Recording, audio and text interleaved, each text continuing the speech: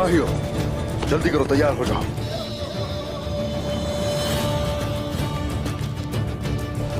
आ जाओ।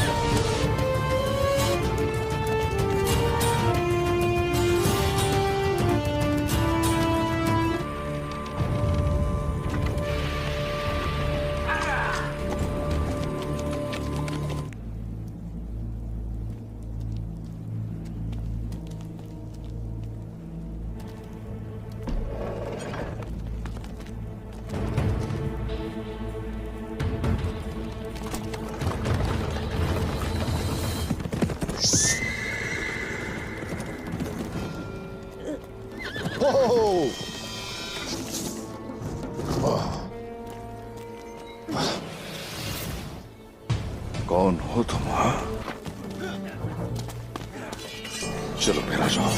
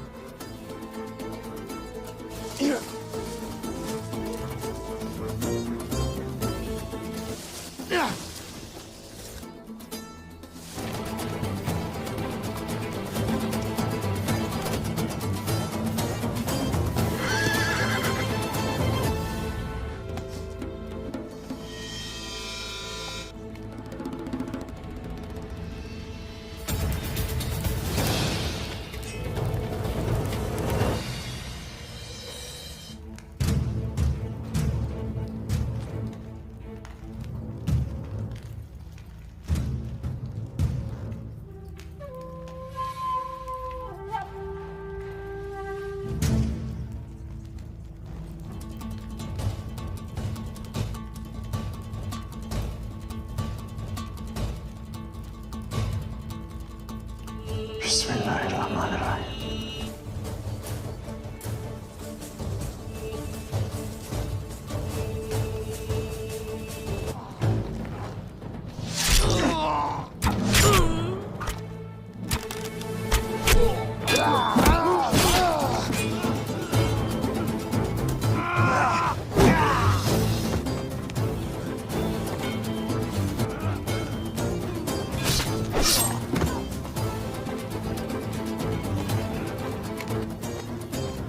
Orhan! Orhan!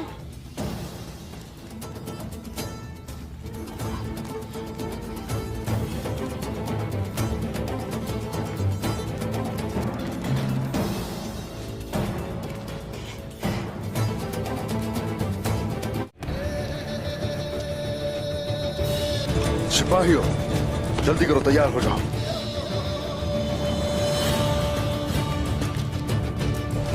आ जाओ।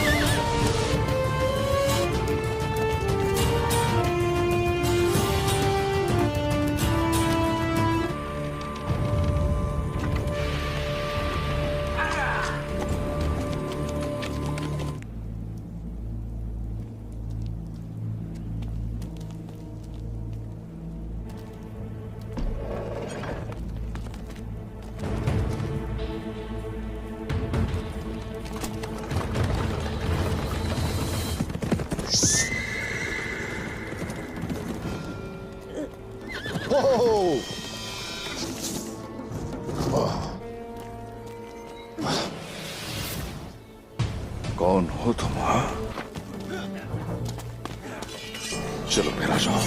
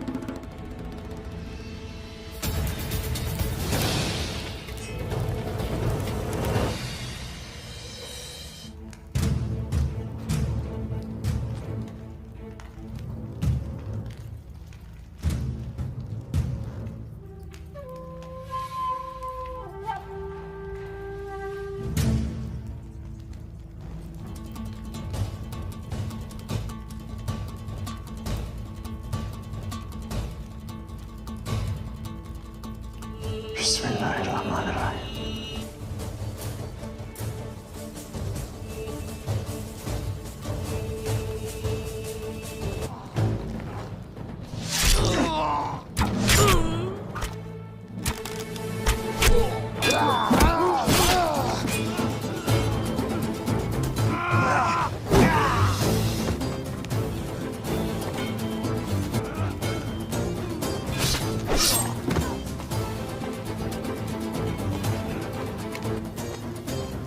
Orhan! Orhan!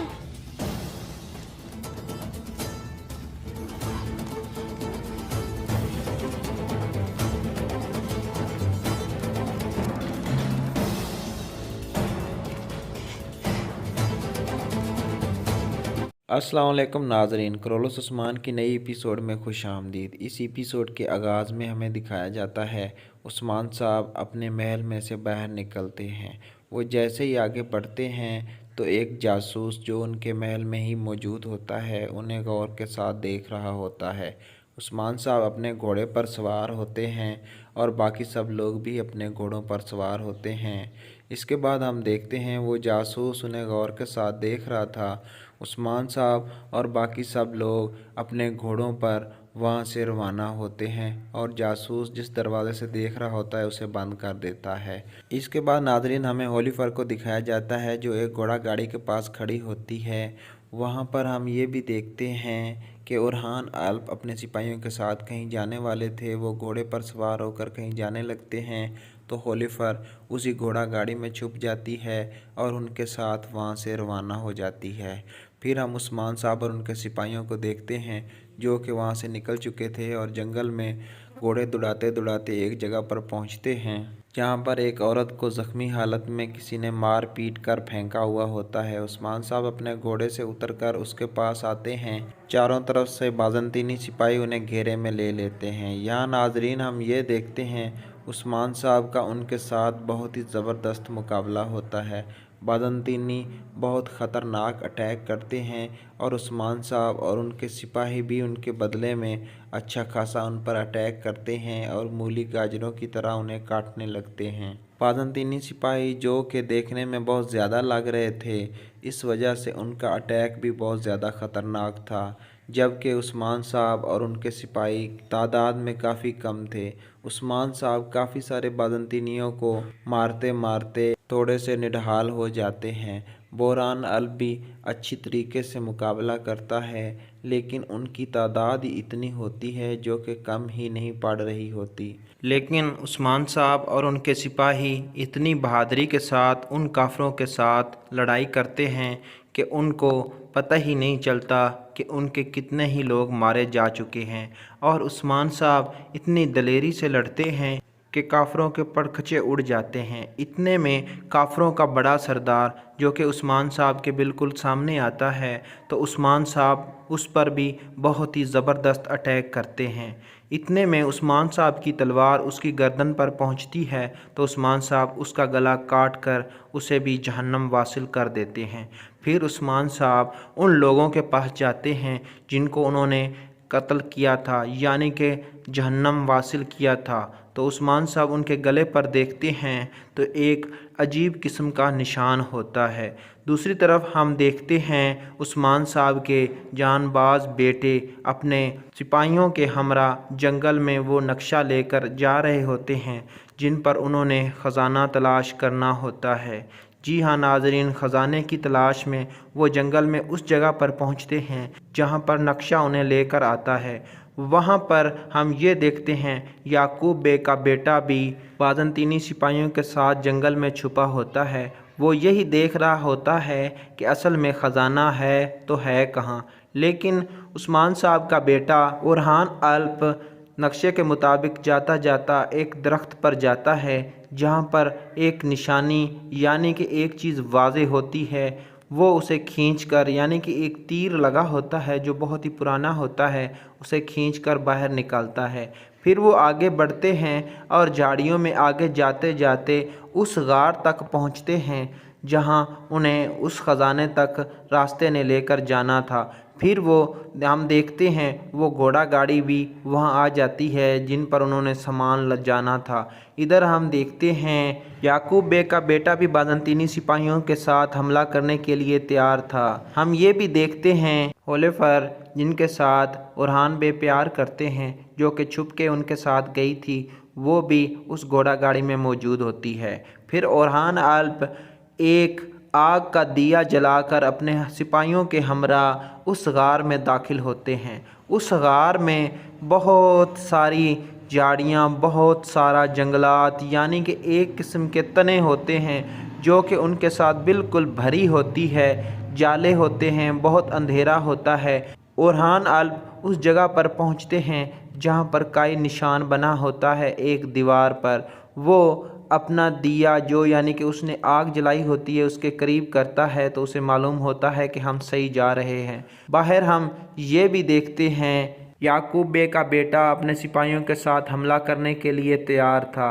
इधर हम ये भी देखते हैं जैसे ही उन्हें मौका मिलता है تو وہ جو باہر سپاہی کھڑے ہوتے ہیں اورحان بے کے، ان پر وہ لوگ حملہ کر دیتے ہیں اور انہیں تیروں کے ساتھ مارنے لگتے ہیں۔ اسی کے ساتھ ہی ہولیفر کو جیسے ہی موقع ملتا ہے تو وہ بھی اپنی تلوار اٹھا کر جلدی سے اس غار میں داخل ہو جاتی ہے جس میں اورحان بے داخل ہوا تھا۔ اس کے بعد ہم دیکھتے ہیں جو بازنطینی سپاہی ہیں وہ اور یعقوب بے کا بیٹا بھی اس غار میں داخل ہو جاتے ہیں۔ ہولیفر جو کہ اورحان کو اورحان اورحان کہہ کر پکار رہی تھی اور اسے اسی غار میں تلاش کر رہی تھی۔ تو یہ تھی آج کی ایپیسوڈ، ملتے ہیں نیکسٹ ایپیسوڈ میں، تب تک کے لیے اللہ حافظ۔ السلام علیکم ناظرین، کرولوس عثمان کی نئی ایپیسوڈ میں خوش آمدید۔ اس ایپیسوڈ کے آغاز میں ہمیں دکھایا جاتا ہے عثمان صاحب اپنے محل میں سے باہر نکلتے ہیں۔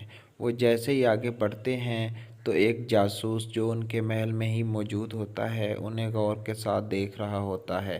عثمان صاحب اپنے گھوڑے پر سوار ہوتے ہیں اور باقی سب لوگ بھی اپنے گھوڑوں پر سوار ہوتے ہیں۔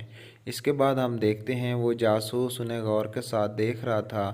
عثمان صاحب اور باقی سب لوگ اپنے گھوڑوں پر وہاں سے روانہ ہوتے ہیں اور جاسوس جس دروازے سے دیکھ رہا ہوتا ہے اسے بند کر دیتا ہے۔ اس کے بعد ناظرین ہمیں ہولیفر کو دکھایا جاتا ہے جو ایک گھوڑا گاڑی کے پاس کھڑی ہوتی ہے۔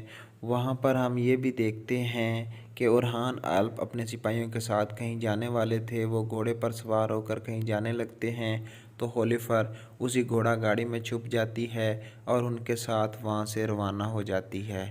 پھر ہم عثمان صاحب اور ان کے سپاہیوں کو دیکھتے ہیں جو کہ وہاں سے نکل چکے تھے اور جنگل میں گھوڑے دوڑاتے دوڑاتے ایک جگہ پر پہنچتے ہیں جہاں پر ایک عورت کو زخمی حالت میں کسی نے مار پیٹ کر پھینکا ہوا ہوتا ہے۔ عثمان صاحب اپنے گھوڑے سے اتر کر اس کے پاس آتے ہیں، چاروں طرف سے بازنطینی سپاہی انہیں گھیرے میں لے لیتے ہیں۔ یہاں ناظرین ہم یہ دیکھتے ہیں عثمان صاحب کا ان کے ساتھ بہت ہی زبردست مقابلہ ہوتا ہے۔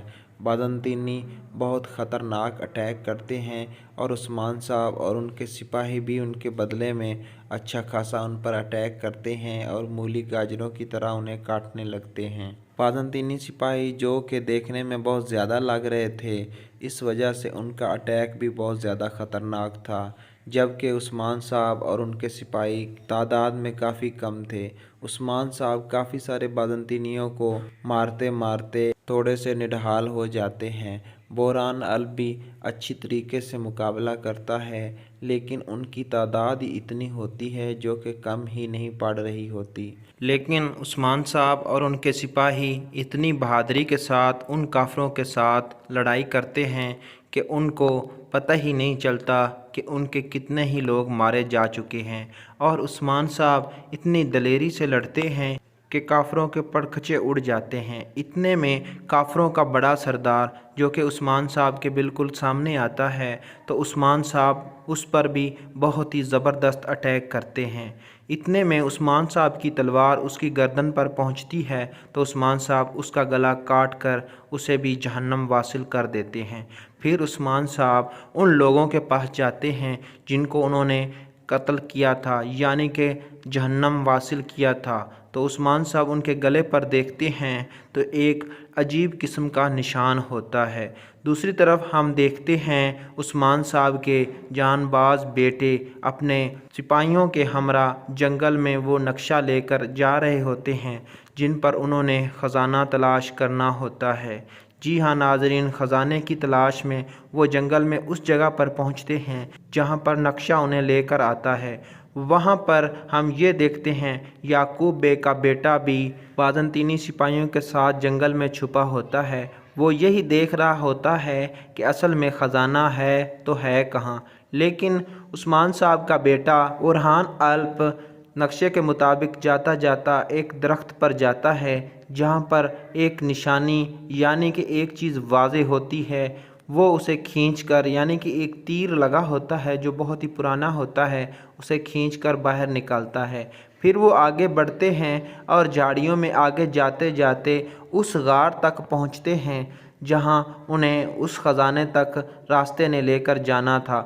پھر ہم دیکھتے ہیں وہ گھوڑا گاڑی بھی وہاں آ جاتی ہے جن پر انہوں نے سامان جانا تھا۔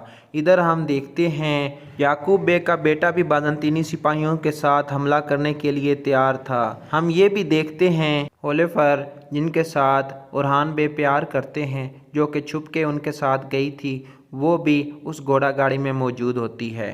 پھر اورحان الپ ایک آگ کا دیا جلا کر اپنے سپاہیوں کے ہمراہ اس غار میں داخل ہوتے ہیں۔